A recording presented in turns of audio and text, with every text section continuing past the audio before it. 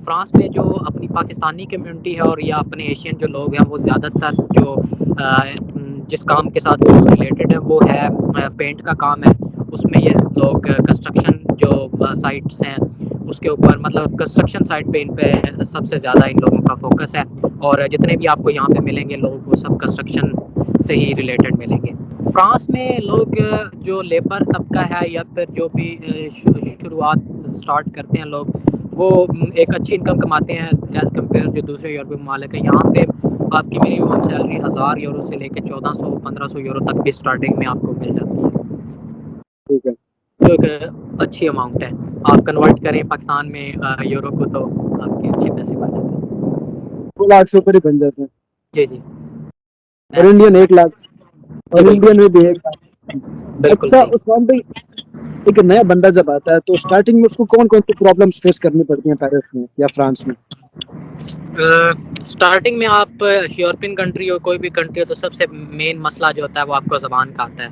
تو پچھلی ویڈیو میں بھی ہم نے بتایا کہ آپ جس کنٹری کو بھی اپنا ٹارگٹ رکھتے ہیں, جس کنٹری میں بھی آنا چاہتے ہیں, سب سے پہلے اس کی زبان سیکھیں, کیونکہ جتنی جلدی آپ کو زبان آئے گی اتنے ہی آپ کے لیے ترقی کے آگے مواقع زیادہ ہوں گے. کیونکہ آپ کو پتہ یہ ایک وے آف کمیونیکیشن ٹول ہے آپ کے. تو جب تک آپ اپنی فیلنگ یا اپنی بات کسی کو نہیں بتا سکتے اور نہ دوسرے کی سمجھ سکتے تو آپ مطلب بالکل بھی کہیں بھی کامیاب نہیں. اور انگلش مطلب اگر آپ کو آتی بھی ہے تو وہ بہت کم لوگ بولتے ہیں یہاں اچھا, پہ ان لینگویج بیریئر آپ لینگویج. یہ. جی جی لینگویج بیریئر بالکل ہے. اچھا, تو میں جیسے صحیح سمجھا ہوں آپ کی بات, تو جو اپنے لوگ وہاں پہ کام کرتے ہیں وہ نارملی پینٹنگ کا کام, کنسٹرکشن کا کام, پلمبرنگ وغیرہ کا کام کرتے ہیں. ڈلیوری جی کا کام وہاں پہ نہیں ہے کیا؟ آپ ڈلیوری کا کام نہیں کرتے وہاں؟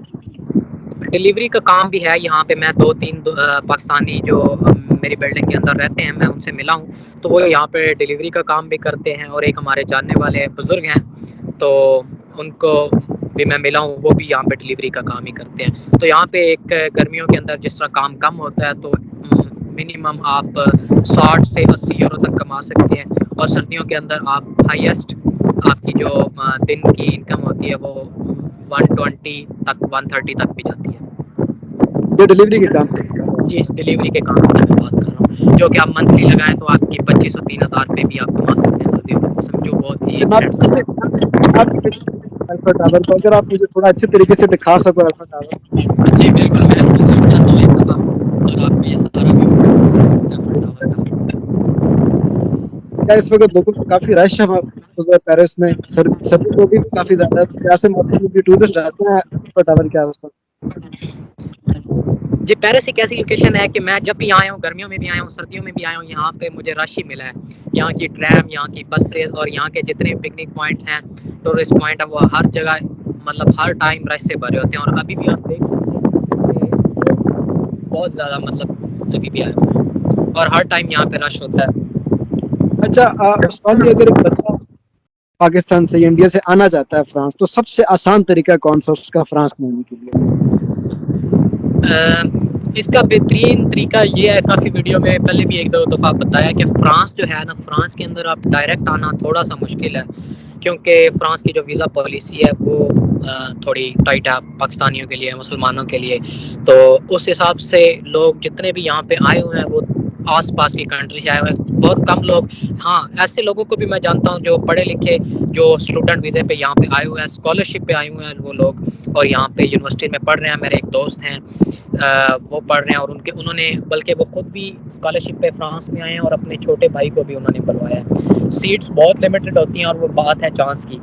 تو اس کے علاوہ آپ نارمل اگر کوئی آنا چاہتا ہے تو اس کا وہی طریقہ ہے کہ آپ یا اسپین کا ویزا اپلائی کریں, نیدرلینڈ کا اپلائی کریں, آس پاس کے کسی بھی کنٹری کا جو وزٹ ویزا دے, یا کسی بھی طریقے سے آپ کسی شینجن کنٹری کے تھرو یہاں پہ آ سکتے ہیں. ڈائریکٹ آنا کوئی ایسی چیز جو کہ آپ کو تھوڑی الگ لگی ہو باقی یورپین کنٹریز سے, تو آپ وہ شیئر کر سکتے ہو اپنا ایکسپیرینس میرے ویورز کے ساتھ.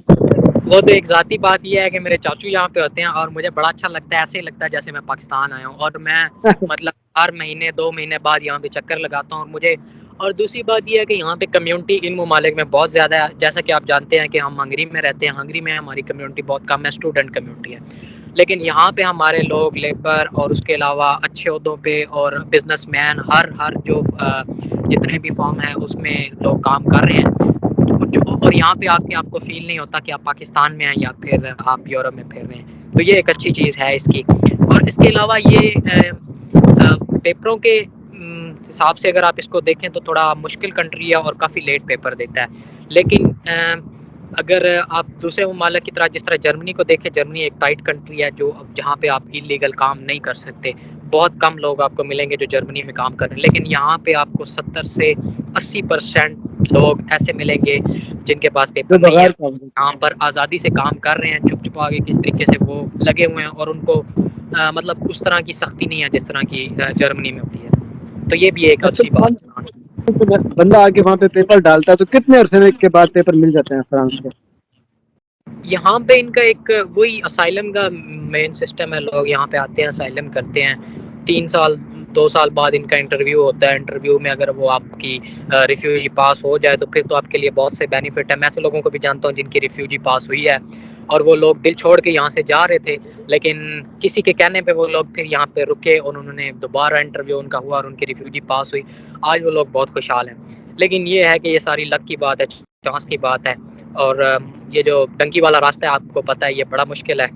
تو ہم تو کبھی سپورٹ نہیں کرتے ڈنکی والے راستے کو, اور نہ ہی کل ہمارا پرسوں بھی کوئی 24 گھنٹے لیگل وے سے ہوتا ہے. لیکن خدا نخواستہ کوئی ایسا بندہ ہو جو کہ باقی چاہتا ہو یہ سیاسی پناہ حاصل کرنا یا اسائلم, تو اس کو انفارمیشن دینی چاہیے کہ مطلب کیا پروسیس ہے. ورنہ میں ڈنکی کے حق میں بالکل بھی نہیں ہوں, میں ہمیشہ بالکل لیگل وے کو سپورٹ کرتا ہوں. اچھا عثمان, اب یہ بتاؤ کہ منتھلی ایکسپینسز کتنے ہو جاتے ہیں فرانس میں؟ یہاں پہ جو آپ کے روم کا رینٹ ہوتا ہے اس میں آپ کو بیڈ اسپیس جس کو بولتے ہیں وہ آپ کو یہاں پہ پیرس کے اندر تقریباً 150 یورو سے 300 یورو تک مل جاتا ہے. اور کھانے پینے کا خرچہ کتنا ہو جاتا ہے؟ کھانے پینے کا اتنا خاص خرچہ نہیں ہے, وہ بھی آپ کے اگر آپ 100 یورو کی گراسری کریں تو وہ بہت زبردست آپ کا پورا مہینہ آرام سے نکل جاتا ہے.